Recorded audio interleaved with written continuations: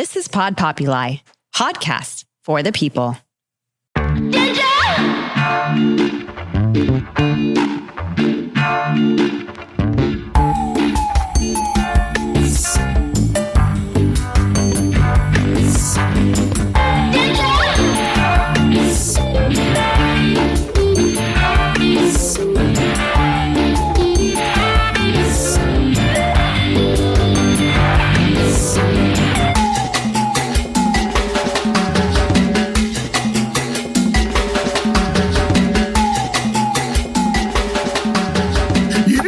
To say all that shit and then not be recording.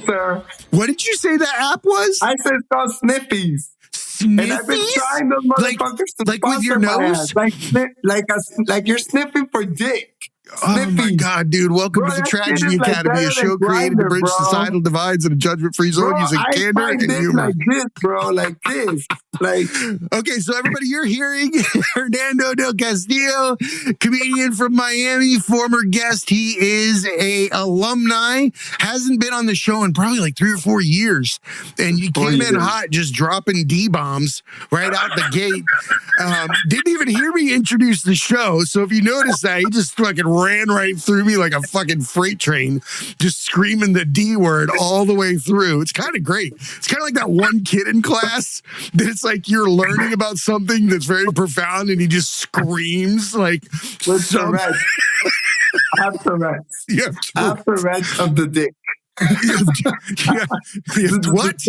I don't know what that is. Like, please describe that. Does it do things that are out of line with what normal dicks do in the day? Like socially unacceptable dick protocols. Socially unacceptable. It screams the F word.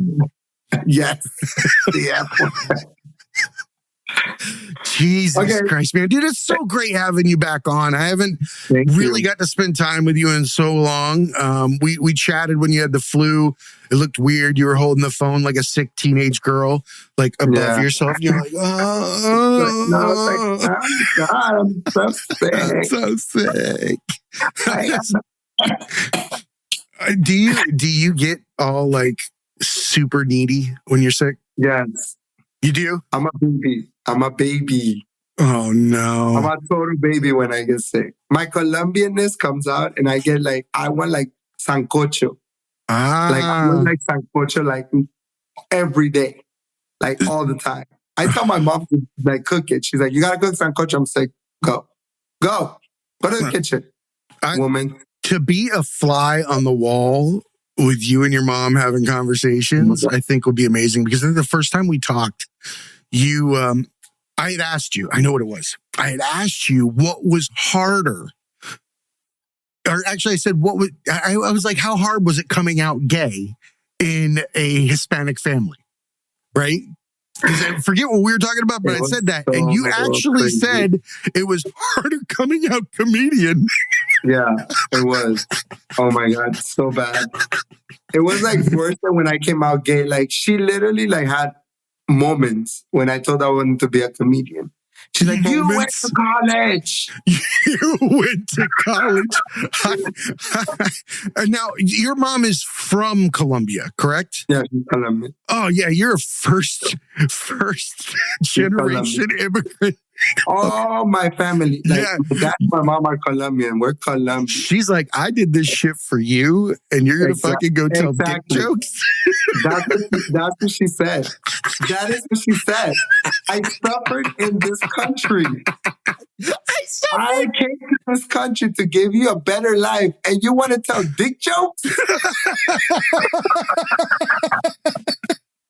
Mom, I'm following my dreams, Mom. I'm following my dreams, Mom. You know how back then they wrote letters to their friends about what they were going to do and how the future would be? You know, they'd be like, dearest Isabel, I'm traveling from Colombia to New York to begin my new life where generations of mine will become doctors, educators, lawyers, and will have all the dreams that they want to have in life. That's my mom right there. Telling my family members. She graduated from college. She's a director at a hotel. I'm quitting. I'm going to go tell dick jokes, Mom. I love you. But how did that feel inside? That's actually my mom right there. That's your mom behind you? That's my mom. That's when she was young. She was a baby. She's overlooking. So it's a little bit blurry. So I look more like I'm looking at a sonogram. Let me see. I'm gonna try to put it. I want to show you. That's my mom. So we're mobile. Oh, she's adorable. Look at that. Adorable. No, she's vain. That's what she is. She's a vain woman, and she's spoiled. Because my grandfather spoiled her when she was young. But I love her. She's my thing. Well, I mean, that's what you're supposed to do, right? Yeah. So I did a little bit of like goofing around, looking through different things that we could discuss when you came on. And one of the things that I came across was just some stupid shit, because this is detention. Detention episodes are not where you find your life. This is where we talk about stupid shit and enjoy the fact that we're allowed to be human and not have to contemplate whether or not, we're all fucking getting along. So I had a couple of things that I'd come across and I was like, you know what? I'm curious as to what you would say. Have you, as a gay male, or what is the wildest thing you've seen a straight person do to survive? Do and survive, not to survive, but do and survive. Ask it again so I can understand. So what's the wildest thing you've seen a straight person do and survive? Oh, wildest thing I've seen a straight person do to survive? And survive. Something that a gay person would never do, but a straight person would go out there and do and actually survive. Oh my God, these people that throw themselves off like the roof to pools, bro. Like, I don't get That's that. a straight thing? Yeah, that's such a straight thing. Gay men don't do that. Gay men are not like, yeah, bro. Let's throw myself off the fucking line. I gotta tell you, bro. Let me throw myself off the roof into this pool, bro. Bro. They do. It's like you see them sprint and jump off like some construction beam. I'm like, oh God. I gotta say, kill himself. He's stupid. If there were two dudes that used the word bro while they were having at it, like, good job, bro. No, I went to FSU. I went to college in Tallahassee. So I hung around with all those bros. All those bros. I love going to those like frat parties because they're crazy. They are. Yeah. They're crazy. The straight white male does some stupid shit, man. We'll swim with sharks. We'll fucking jump off buildings. We'll parkour on fucking nothing. We're idiots. I'm just like, what were you thinking? Like, you could have broken something. Like, and I'm not talking about a little roof. I'm talking about this roof was high. Dude, they have like I-beam construction sites, like skyscraper videos where these kids are like tiptoeing on the edge and doing this like pirouette. And they're like, no, do that. I'm not going to be like, no, thank you. I'm not going to kill myself today. I'm not doing that today. That's stupid. I want to live. Okay. How about this? If you were a public service announcement, what would your warning label say?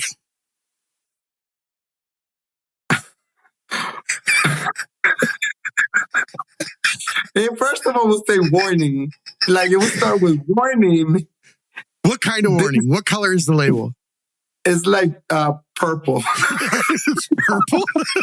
Purple. It's a purple warning label. Purple warning sign. Okay. What is it warning of? What's the first thing that it warns you of? It's saying like, this is going to come with shock, awe, amazement. You might get a little dizzy. So it's going to have like one of those disclaimers that you get when you're like, Lyrica gives you constipation. Floating right on. Hernando gives you this. Hernando comes with. You might get a little scared and laugh at the same time. You get scared and laugh like an uncomfortable lady in a freaking You be robbery. uncomfortable, but you laugh. That'd be me. That's my warning label. That's your warning label. It's going to get uncomfortable. It's gonna get That's all uncomfortable. it should It's say. gonna get Listen, that happened to me the other day. I was gonna go to a dinner, and my friend literally said, "Listen, Hernando, it's my aunt. I haven't seen her in a long time, and she doesn't understand. So please, no dick talk." You're that friend. And Please. I'm like, you cannot control me. Oh my God, dude. Please, no dick. Literally, like, please do not mention dick just tonight. I have to catch myself because you start to feel a little bit more open about how you can laugh and joke and talk to people when you have a lot of LGBTQ friends. Yeah. Right? So I want to be very clear that I don't take somebody's sexuality as a joke, right?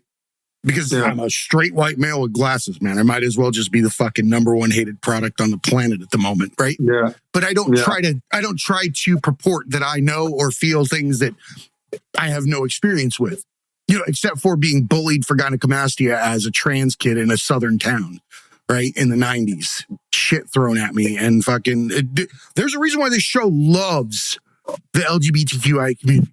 Right? That's why we have trans people on, gay people, lesbians. It doesn't matter, obviously. But at the same time, I may not have had that position in my own mind, but I sure as know what it's like to have something thrown at me from a moving car with epithets yelled at me, whether I'm that or not. Right? So I love that community, and I just want everybody that hears me making jokes and right?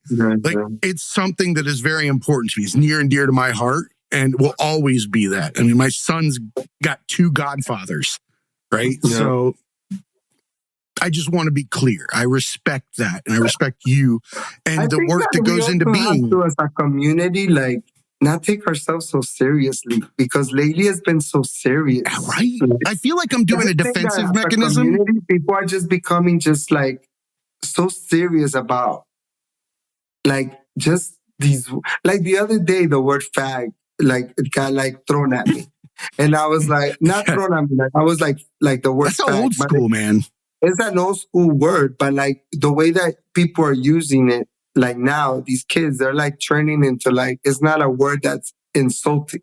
Like, but an old school gay person doesn't like that word because it comes with a lot of derogatory meaning to it. But I said, like, but if you can change the narrative to like, I mean, when we use it, like in like kids use it these days, like, hey, fag.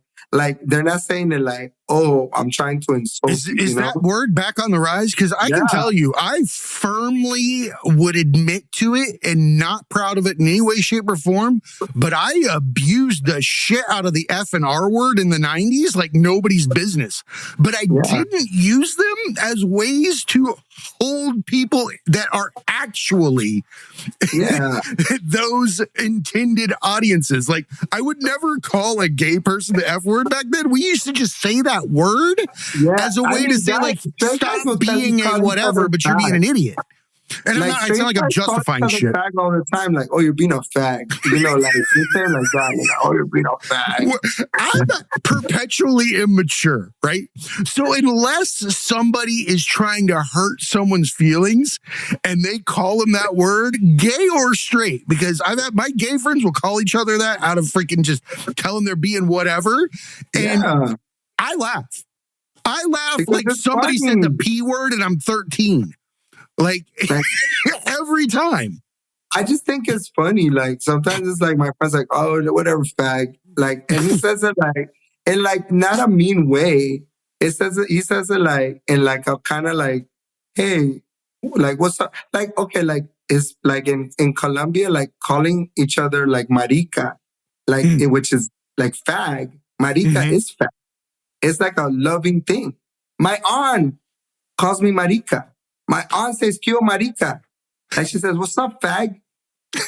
My aunt calls me and says, "Kyo marica." Like, "What's up, fag?" And I was like, "Hey." And I'm like, oh, "Hi, Tia. How are you today?" But she doesn't say it like in like a mean way. She says it like in a loving way. Because in Colombia, marica's like your buddy, your friend, like your homie. Like, yo, marica, like, what's up, fag? It makes perfect sense. And it also lends to credit that intent means everything. Yeah. It's how you intend it. It's not, obviously, people are going to feel what they feel in situations, and you shouldn't do things to hurt others. But at the same time, if you're not intending to hurt people and you're trying to be inclusive, or even if it is a fucking bad joke, cut somebody some slack, all right? And just give them a little course correction. But what these days now, my God, like inclusive is like, I think that we're so inclusive, we're exclusive. Bro. So I have a theory on this. This is not going to hit the ears well for people. I don't know. Not going to hit the ears well for nobody. I feel like, and I'm not going to say this is all, by any stretch of the imagination, but I do see what feels like an inherent need to be part of diversity and not be what is not diverse. People want so bad to not be the man or the bad or the perpetrator. So it just seems like it's becoming so diluted and so many fragments because everybody needs a victimhood position. Yeah. And it's like, why are you guys even going there? First of all, I'm just getting podcasts. It's building community. Like, community means everyone. Even I'm going to say this, even Republicans, Trump supporters that are queer, because there exists. That's a unicorn, right? Do you call them a unicorn? Yeah, but I'm kidding. There's a lot. There's a lot of them. Trust. I was gonna actually have one of them in my show. Why wouldn't you? But because of the whole whatever went on with Trump and everything, he decided to like back up. But like I was like, whatever. But it exists. But that's part of my community too. You can't just exclude. You can't just say you belong and you don't belong. You can't say that. That's not diversity anymore. No, it's not. It's so diluted that there can't be. It's kind of like everybody wants to be a different color in a crayon box that only has a certain number of colors in it. And they're trying to like make up their own colors. They make up colors now.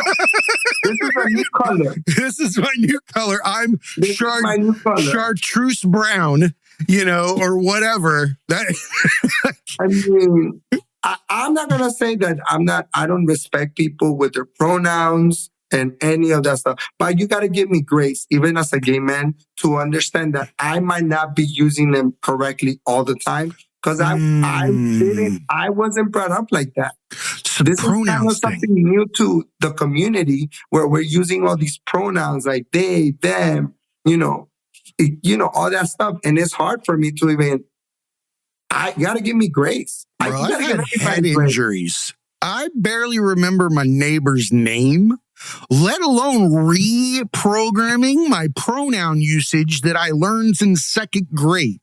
Right? Which is I will not do it on purpose. I promise you, anybody out there, if I come up to you and I accidentally misgender you, whether you like it or not, I promise you, in my heart of hearts, it is a mistake. It is simply an accident. It is the way that I speak. It is because I've got X amount of years of saying it this way before this way. Yeah. Right? Even my transsexual I can't override it. Like, just be cool. Just know that I'm not trying to be a dick. I'm also a guy with a high and tight and a beard in a fucking red state. So I look like the guy. But give you some grace. I need some diversity, man. No, even me with my transsexual friends, like sometimes I go I go he instead of she, and I'll do that, and they know it's not I'm not doing it on purpose. I'm not trying to hurt you. And that's the thing. It's not on purpose. I'm not hurting in my you. I'm not mind, trying to hurt you. If something is not done on purpose, it doesn't negate the pain that it might cause, but it should be a gateway to fixing the problem immediately. Yeah. Right? It shouldn't be something that is left with a variable untouched because it's so obvious that you can solve for X. Right? Right then and there. Hey, I get what you mean. Right? That's all you have to do. Like, just wipe it off the slate right then and there. And it's much easier to be understanding. Feel like sometimes, like, there's people that are in our community now that are using that as a platform to cause discourse. Ooh, can we pause there? I love the way that you said that, and I want to get that when we come back from our break.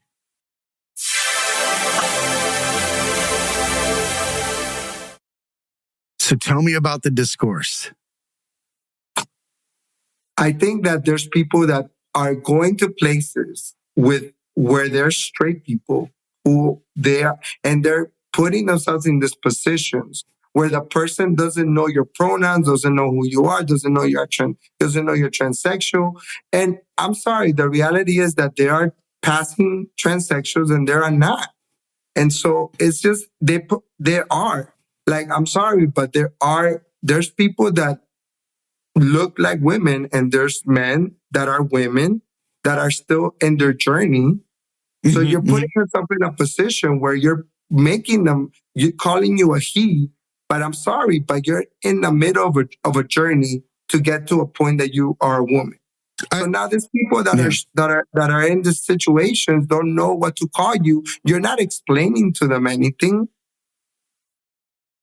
You've hit on a very pointed moment, I think, in that community. I believe we've had Aiden. She comes on a lot. She's a artist and she's also trans. And she and I discussed at length in an episode about how there is a certain amount of onus on someone that is coming out to realize that those around you have to reconcile what they have seen one way for so long, because in their mind, you have been a static image of X and now you are Y. Right? And that doesn't mean I chose X and Y, and that might be something somebody tries to dissect into some chromosome or something. It wasn't. It's just an example. But I believe that there has to be a certain amount of understanding that you would give to those looking at you, the new you, the authentic you, not even the new you, the actual you, because what I'm to understand is that coming out as queer, gay, trans, whatever it is a moment of authenticity, not one of a reveal of a new character, so to speak, right? Exactly. So I would argue that there's a certain amount of time that should be given for the inner circle to reconcile that and grow to love the authentic version of yourself that you have now allowed to come to the table. But now when you're going out and dealing with strangers that don't even know strangers. I'm talking about like your small group. But I'm talking about these people are in platforms, in restaurants, putting themselves in these situations to I know what you're talking about. And I'm like, you are not helping these people. It is hard to argue high heels and a goatee. I get it. Right? I know exactly what you're saying. Like, there's a certain amount of, this is just too much for me to not accidentally say something or expect somebody to. You are putting these people in a bad position, and now you're blaming them. And you're saying that they don't want to help you, that they don't want to be, they don't want to accept you, that they don't know your journey. They don't know, they're strangers. Isn't there much more impact through living your authentic experience than it is to make people see it? I know. It's like, sometimes I'm just like, but, I feel bad for those people because now these people feel bad. You put them in this position. They feel bad because they don't know. And like, for example, Hispanic people will never understand that stuff. You go to a Hispanic place with all Hispanic people and you're transsexual and you're not passing. They're going to call you he, sir. They're not going to call you she because all Hispanic people are not going to get it. They're just not. Not going to get it, or I like to go a little bit existential on this one, or is it so latent and obvious deep down that it could never be screamed out loud by a wedge of the pie? Yeah, like they just... Like, how hard is it to hide your true feelings so much so that you've got to yell, sir, in the face of somebody else? It's just, I think that, again, we go back to giving people grace. You gotta give people grace. In any situation. You gotta put yourself in their shoes and say, they're also living their own experience. Dude, treat everybody like they're on trauma level 65 to 70%, and then you will look at the world differently. They're living their own experience. They're living their experience of you also. Somebody told me once that you have an infinite number of personalities, and they all exist in the eyes of the people that have met you throughout your life and will meet you. Because you cannot control the opinion of your personality and the way that it is interpreted through the lens of that person. It's impossible. It's impossible. You should be so secure within yourself that you don't need the acknowledgement of others to exist. You don't. Stand on your own. You don't need to be validated. You got to validate yourself all the time. If I go around waiting for somebody to validate my existence, I'm going to be unhappy all the time. I'm going to be unhappy. And one day, I got called skinny, fat, and built. In one day, 3 different people. I'm not lying to you. In the morning, guy was like, "Oh my God, you lost so much weight." In the afternoon, some guy was like, "Wow, you gained weight. You got bigger." In the afternoon, "Oh, bro, you're going to the gym. You look stat." 3 different opinions. 3 different people. Bullshit. And I'll explain why. They were looking for the return compliment. Something on that person at that moment needed your approval, and by handing one out, they wanted one back. It's like going to the fucking party. Everybody picks their items and they put them on and they get it all ready. And they go up and they're like, "Bob, I love your tie." "Well, Jay, man, that fucking set of cufflinks is really popping." Right? And you do this whole fucking charade that we all do in circles that means absolute bullshit. All first dates should be in sweatpants, no makeup, watching fucking nothing but crap TV. No expectations. That's my first date with my ex. I literally said, "I'm not getting dressed up. I'm going as..." I put on like a sweatshirt. I kind of did my hair. I went to Starbucks. He met me. He met like my most relaxed self. How easy is it after that? It was just so comfortable. Like if we were like, I'm like, bro, like I'm not trying to be anything that I'm not right now. I am being my most relaxed self. That's all you have to do. Self. But isn't it easier for everybody when we do that? But people love their representatives. The representatives that they like to put in their lives. They love it. And then you got to like search. Then you got to do this. I call it the representative. The representative is the people that I meet in dates. That is not who they are. And I got to dig to find out who they really are. I stopped digging. If somebody's wearing a mask when they're interacting with me, I simply have come to the conclusion that it is not mine to snap. Like that 80s fucking Casper mask with the rubber band. I so want to just grab the eye holes and pop them while they're fucking telling me about their fucking kids' great sporting achievement or some shit like that. And I'm like, I don't need this. You're only saying this because you want me to look at you a certain way, and I'm over it. Right? I'm just over people that talk about their jobs and what they do. God. Oh my God. If your personality is insurance, you fucking Miami's lose. So like that though. Miami's like, "What do you do? So what do you do? So what do you do?" I was like, you know what I tell people? I give them the most like poor thing that I could do. I'm a maid.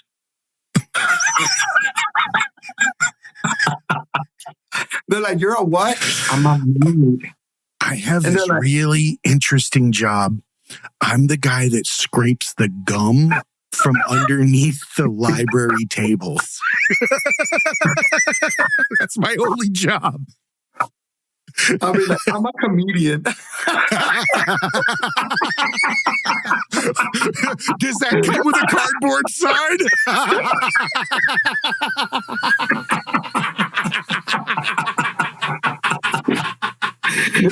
We'll work for children. We'll tell jokes for I work for chicken nuggets, drink tickets. Tell jokes for your fucking soda. I work for sodas. Oh God, dude, that is funny. I used to tell my friends that I had a friend that had a real fucking like sad beard that it should have fucking been. He when he grows it, it comes with a cardboard sign so you can fucking panhandle because it's so just. It's sad like beer. It's the now Joe Dirt of beards. Sad beer. What does a sad beer? What does a sad beard look like? Sad beards are so okay. I won't beard shame anybody, right? But if you purport that you have one, then you're kind of fair game, right? If you're somebody that's just sporting facial hair, who gives a fuck? Yeah. But if you think you have a beard and it looks like a calico cat, but the patches of different color are skin. Like, that's why I can never grow a beard. It should not look like something you cure with cream. I mean, literally, I tried to grow a beard like patch. Right. It doesn't grow. Yeah, but you don't like grow it out like fucking a birthmark map. Oh, no. Like, no, I don't do it. No, because first of all, here, it doesn't grow. Love it. At all. No hair. At all. I love that. So, like, I'll grow beard here and then no hair here. Where's the beard? My nephew showed up here the other day with that 15, 16-year-old wisp. Oh, you know what I'm talking about? The wisp, the mustache wisps, and the chin wisps. And I'm sitting there looking at it, and I'm like, "Did I do that?" Like, yes, you did. It looks so sad. You did it because you're a man. You're trying to be a man. Oh, those hairs were so fine, though. Yeah, but he's trying to be a man. He's like, I'm a man now. And then it's like they curl. Oh, they do, man. And why do the ones when they're that fine and wispy, the upper lip always looks wet? That's like dampness. It's like they put doesn't look like a mustache. It looks like somebody drank milk wrong. Yeah. But they're just trying to be. They're in that. Again, in that journey of becoming a man, you know, it's a journey. They're learning their first mask. Yeah, exactly. And I'm like, dude, just shave it off, please. Shave it off. Oh no, man, you're not ready. It was comedy for days, dude. It was like stand up in here. Man, don't let me see something like that, Uncle Jay. No, come here. Let me see this thing. I tell people, listen. That's why my friends are like, the other day, if Hernando, you see what you're getting, he's gonna tell you. If he doesn't like something, he'll just tell you, and that's how it is. And you don't got to guess with Hernando. And you shouldn't have to. But truth be told, how hard is it for all those years that you weren't able to just be you and use that voice? I mean, I just didn't love myself. So then it took me like, I was always I was trying to get approval all the time. So I was trying to love yourself through others' eyes. Yeah, I was trying to get approval from everybody. So I would turn myself into different people for everybody. And so I know what that's like. Turning myself into something for you to approve of me. And that was so much work. Until I said, be work to live. It was so much work. Until I was like, I can't live like this anymore. I can't be whatever other people want me to be. I got to be who I am. And that was the journey. When we get back, you're going to tell us who you are.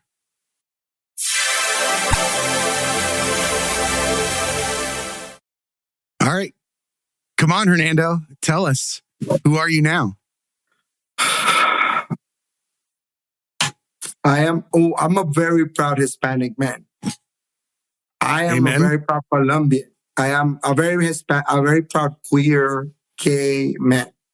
I love my family, love my friends, and I love making people laugh. Like that's like everywhere I go, that's my goal, to make you smile. Because like I said before, when I first was on the show, I think comedy and it's therapy. 100%. And I quit a job the other day. I mean, I didn't quit.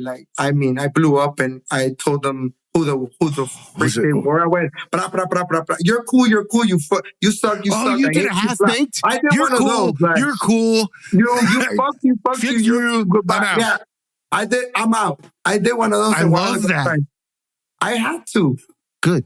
Sometimes I had to. And then one of the girls like, man, I will walk in here miserable and you will make me laugh. And I was like, thank you. The biggest compliment. And I am my grandfather's grandson, who is like my role model, my mom's dad. I am my grandfather's grandson. That's who I am. Because my grandfather was this authentic, real man that people was always giving and loving to everyone and didn't judge. And I feel proud when they say, oh my God, you're just like your grandfather. I was like, thank you. There's got to be a big compliment to somebody that you hold in such high regard. Huge. Right? Huge, bro. That's who I am. You are a smile. Yeah. Right? And I think that you highlight an example of what we can be in the eyes of others. Right? Yeah. When we are just with ourselves. Outside looking in, people are taking cues from others on how to feel, how to live, how to interpret situations. We collectively draw on those around us. Mm-hmm. And if someone like yourself uses their authentic flame to burn comedy and allow people to sit around that fire and stay warm, right? You're serving your purpose while not having to go above and beyond what it is to be you. Yeah. Right? Everybody is their own fire. Everybody will get their own audience depending on what it is. Right?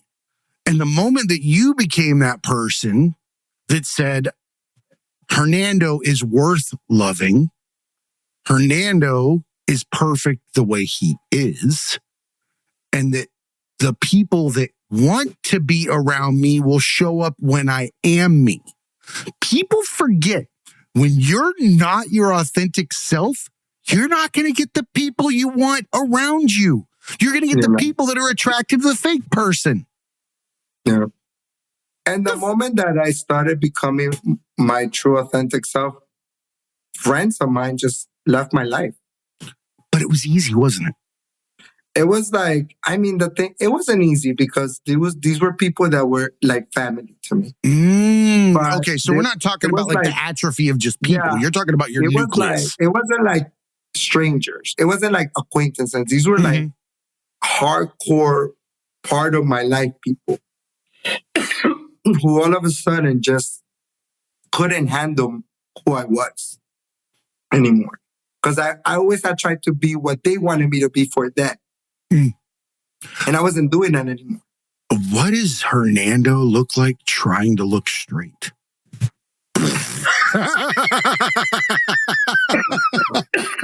Like, I'm trying to get this into my head and I just don't see it.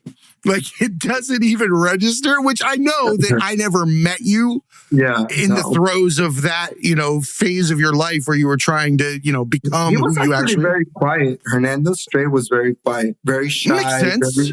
Very like introverted.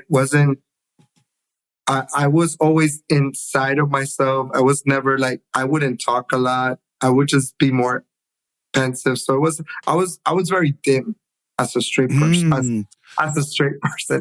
Your flame was under glass. Yeah. It was like no oxygen.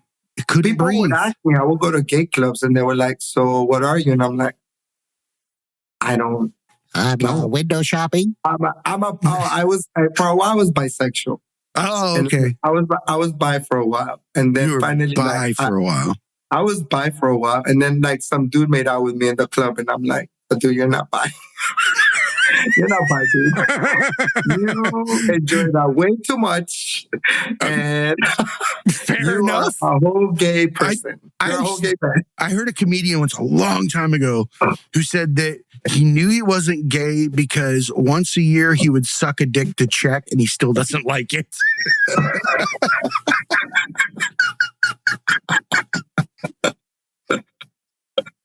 He's like, that's a hell of a fucking stretch to make sure you're not. Hey, listen, he tried it. No. He said, I'm going to try one more time. Just one more time. Each time. No, just still don't like it. One more time, I'm going to try it. I know that I have some gay in me. I know. And I'm going to put this dick in my mouth.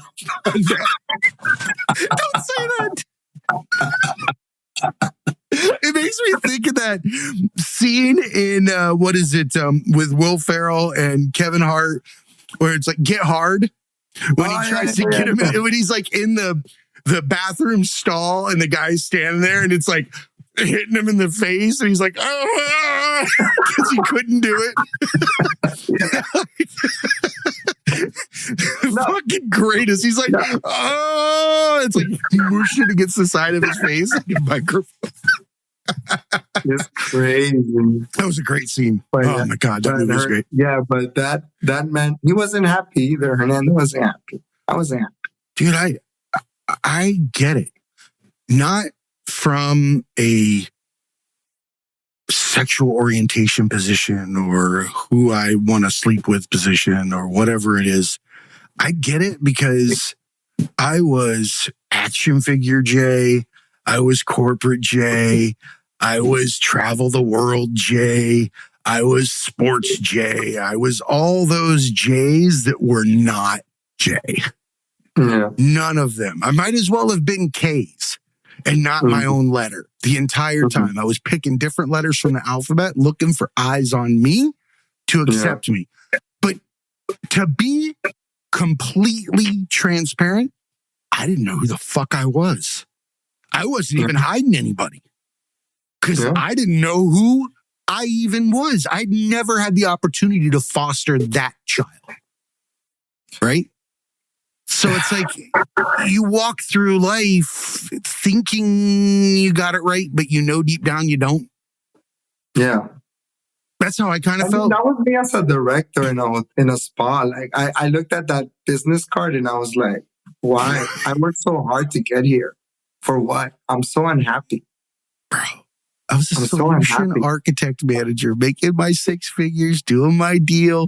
Oh, I got an Audi. I got a theater. I was fucking so miserable. Everybody was so proud of me, though. That's so crazy. That's the hard part. Proud of me. Oh, imagine, and I don't know if you can or whatever, but coming from poverty and from a place of food scarcity and drug abuse and things like that, if you're the one in the neighborhood or in the family or in the surrounding areas of your small spot that makes it, better not slip. No. Don't fuck up. You have to do it for everybody. Yeah. Everybody now is watching you and you're the reason they can do it. Or they're just itching to see you fucking eat the pavement so bad. Because they need you to, because then that validates that they shouldn't have tried. Yeah, I mean, in Hispanic family, like, it's like, in my family, no, Hispanic family, they always want you to become like a lawyer or a doctor. They just want you to become like, my cousin, like, he plays rock music. But he became a doctor. But his passion was to be a musician. But he became a doctor to make his father proud. And I was like, is that your passion, though? He's like, I needed to make my father proud. I needed to become a doctor. And he became a doctor. And he still plays music, but I was like, imagine you would have followed that path of music. Why wouldn't he been proud of you at one point? He probably would have. He absolutely would have, because it would have unlocked something in him that he didn't get to exercise. The only reason you want the control over the next generation is because partially you didn't have the opportunity to do it and you're scared for them through them. Via your own apprehension. You didn't step outside of the box and fucking become a stunt man instead of a fucking lawyer, right? Yeah. So now you don't want your kid to fucking have a cape on either. Yeah. Right? Because you're afraid of what?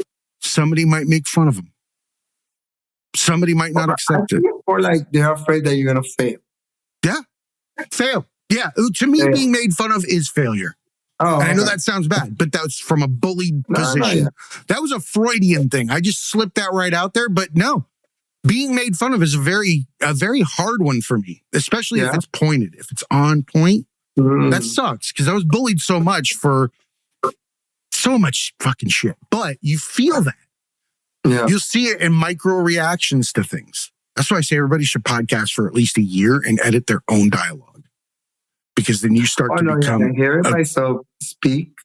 Is that eye-opening or what? It was really like, oh, that's how I sound. Oh, I sound needy as shit right now. That's how it sounds. That's how I was. I was like, oh. I was like, wow.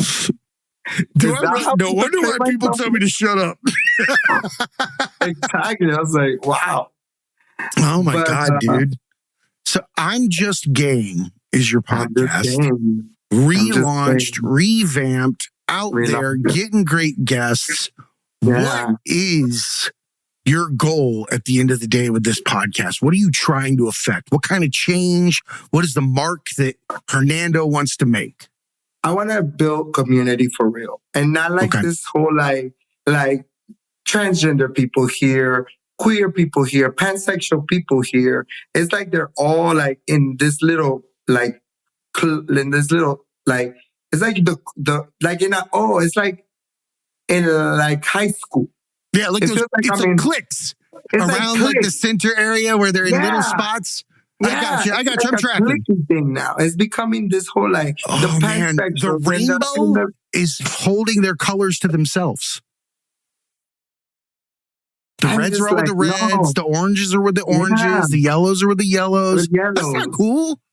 That's I like my Skittles all mixed up. Did I just call the gay community Skittles? No, we are Skittles. We are Skittles. We're Skittles. And why are we separating ourselves from each other? That doesn't make sense. But I mean, why are straight people not hanging out with gay people just the same? What the fuck does it matter? That's another thing. Allies, everything is a community. We are all a community. Like I'm trying to build community with I'm Just Game, and like saying like, hey, I'm just gay. I'm just game. Like, and you could be game too. You cannot be game too, but we're all in this together. Yeah, probably not a good podcast though if you put I'm just straighting. I don't think people will take time. That's like Tucker Carlson or some shit. That sounds like a specific men podcast. Yeah, it does. I'm just straighting. I'm just straight. Relax, Chief. We get it. Like you're being too straight. Relax. Dial it back. So put some makeup on. And I have a host now with me, which is my best friend of 20 years. Oh, right. Yeah. His name is Rashik Darnell Ellis, and he's like I don't like saying co-host because it sounds like he's backing me up. I feel like he's a host. And I'm a host. And co-host is okay. Co-host is definitely okay because if the two of you are hosting it together. Yeah. Right? The co is not for the person. It's to denote that you're not trying to own everything. Yeah, I don't want to own everything. Exactly. So own the co. Okay, own the co. Own the co. Yeah, because it represents that you are humble. It's your show. But if you respect him that much, the Co is an outstanding addition. Yeah, I respect him dearly. I valued his opinion. He is actually in the diversity and inclusion in his career. So he comes with like a array of knowledge. So he's got the real world experience in business America, corporate America, on how these policies are developed. Probably has a really good look at the knee-jerk reactions that come through HR. Sweet Jesus. Things that people will do in reaction to a situation in other locations is fucking phenomenal. Like, he knows. He's experiencing it. I believe it. Right now, you couldn't not pay me enough to sit in HR right now. Not near enough money to do something like that. He says it's like the blind leading the blind. Oh, yeah, dude.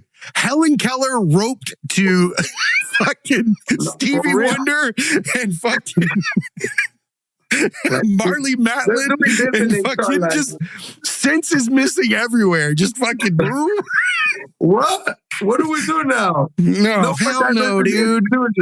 Everybody's equal. That's what I try to do. I'm like, I just can't. And that's not to say like I'm not trying to take anybody else's fire or their power or their flame but I ain't got enough time to recognize all of you. Like, I need a break. Like, can I just say a collective, you're all cool? Like, I respect you as a whole.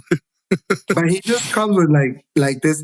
I'm the comedian, and he's like the word of like the word of knowledge, and I'm the one that makes he's grounded. He's anchored. Yeah, You're the metaphorical analogy guy that likes to laugh at the idiosyncrasies of things. And he's the more like level-headed. Like, let's keep like grounded. And so that mixture of us together is very powerful, because when it becomes like this back and forth of like seriousness and laughter and learning. And that's what's important.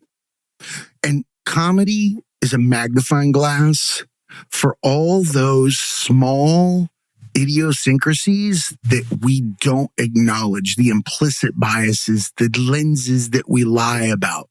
But if we can take comedy and shine a lens or light on it, make fun of it, and then allow someone like your co-host to marinate it and sit there with it and tell you why it's something.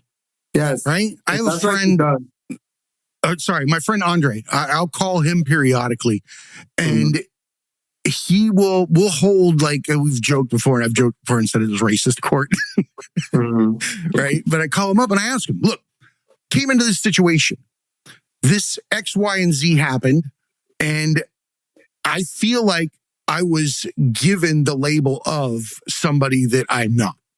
Why would it be this? And it could be just something stupid in the grocery store. You just go look at, or somebody says something and you're like, but I'm not that. Exactly. Right? Or something like you just, it flies by and you're like, what the fuck? Right? So I talk to him, but I do it for a reason. Because I don't want to, I know I'm not fucked up. Like, because I'm not fucked up. Right? Like, if you're not aware, then there's already a problem. But I want to know why someone would think that. And I don't have that lens. I need his lens to tell me why this is a phenomenon. Why I could be seen that way, regardless of who I am. Right?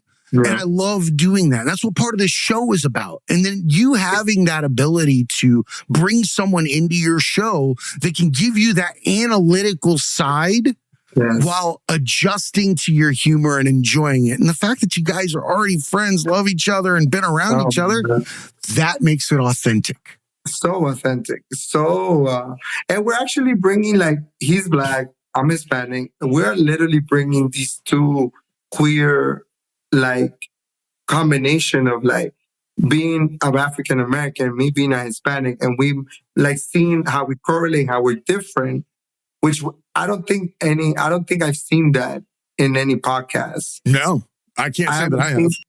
I haven't seen that in any podcast where you see all Black or all Hispanic, but you don't see like Black and Hispanic together, friends, 20 years plus, going I strong. don't know where that is.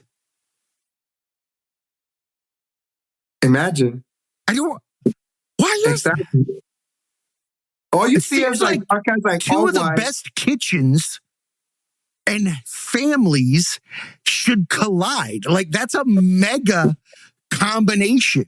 The Yeah. heart of the American Black family and the heart of the Latin American family are some of the strongest beats that you'll hear across the country. Like, I strive to be as inclusive as a family like that. Like, my mom, my abuelita, my abuelo, when he passed away, like, I don't talk about it on the show because I'm a big old fucking white dude, but I have Puerto Rican family that have loved me since I was like 6 years old, right? They have been my family. I got chased with a fucking chancla. I know what it's like, right? Just like everybody else did in the family. They didn't treat me different, was what's so amazing about it. But what I did learn was that I wanted to love as hard as a Spanish family, as hard as a Black family, as hard as, you know, a culturally diverse family. And I think that's what goes back to what we were saying earlier. I feel like we're watered down. We're so watered down that we don't know who we are, that we have to start creating identities in order to get self-worth. Yeah. Right? And that doesn't mean that you're not justified in who you are authentically. But ask yourself at the end of the day, is this me? Or is this somebody trying to be recognized? No. Because if you need recognition, you're not being you. Yeah, just like there's this meme, like there's a black sheep and there's a whole bunch of white sheep. And I'm like, just, it's okay to be the black sheep. It's okay to be the black sheep. You said that like you were telling me a secret. You're like, it's okay to be the black sheep. I prefer it, dude. I want to be the black sheep. I will never be a follower. The black sheep doesn't have to remember who they were the day before. No, I'm black. Yeah, the ones that wear the masks have to always remember the lie from the day before. Right? Fuck so that. You know what? That gets you a divorce, a middle-aged life crisis, and some car that you can't afford. That's what that does. Right? Yep. That's what I get you. Hernando. You won. Exactly, right? You won nothing but alimony. Child support. How did you do? Had you just been yourself to begin with, none of this would have happened. Exactly. All right. Hey, man, we're rounding up on the hour now. I want to thank you because you've been part of the show itself, an audience member, a friend. You've encouraged me to try out comedy. That's another episode that we need to sit down and talk about. Doing some stand-up. But I see you. And I recognize that not everything is a linear path. Right? There are going to be moments where we hit the ground. There are going to be moments where we have to go left, right. Sometimes we go up. Sometimes we go diagonal. Right? But the fact of the matter is I've never seen you not move. And that is the only way to be successful or achieve happiness, and that is action. No. Right? You don't get comfortable with being something you're not. No. You don't sit there and play the game. You come out and you're yourself. And I just appreciate the fact that you supported me and this endeavor back when it was next to nothing, right? It means a lot to me. And I see you, I see what you're trying to affect. And just remember that every time you take one of those branches, it still is an infinite potential of direction. Doesn't matter where it started. It's the fact that it's always growing. No, and I love the Tragedy Academy. Like, I mean, I remember back then, and I already had, when I met you, I felt like an instant connection right away. Like I felt like I've been your friend for a long time. I appreciate that. And I feel the same. So it was awesome. Awesome. And I appreciate you having me on the show all the time. You're welcome anytime. We'll be doing more detention episodes anyway. I just had my buddy Dan on just the other night. It was fantastic. We're going to do some more of these like dumbed down goof off shows where we talk about serious stuff, but we get to be like asses. I can't do that when I'm talking to, somebody about their like traumatic background, something that they've gone through. It just doesn't hold well. I can only get away with so much laughter during those. And that said, you have to balance things. It's yin and yang, right? Exactly. Tragedy needs comedy. Without it, the other doesn't exist, right? So thank you again. Everybody needs to go out there, check out I Am Just Gaying, right? I Am Just Hernando Del Castillo and your new co-host name? New host, Rashik Darnell Ellis. Rashik Darnell Ellis. That is a fucking dope name. That is a name. It is, dude. Like Rashik Darnell. It feels like he's also like Wakanda. Like he's just literally a plane from Wakanda, came down and started hosting my show, and then went back to Wakanda. I'm not getting involved in this joke. You say whatever you want. You are not going to get me to start making Wakanda references about a black man I've never met. Are you trying to get me canceled?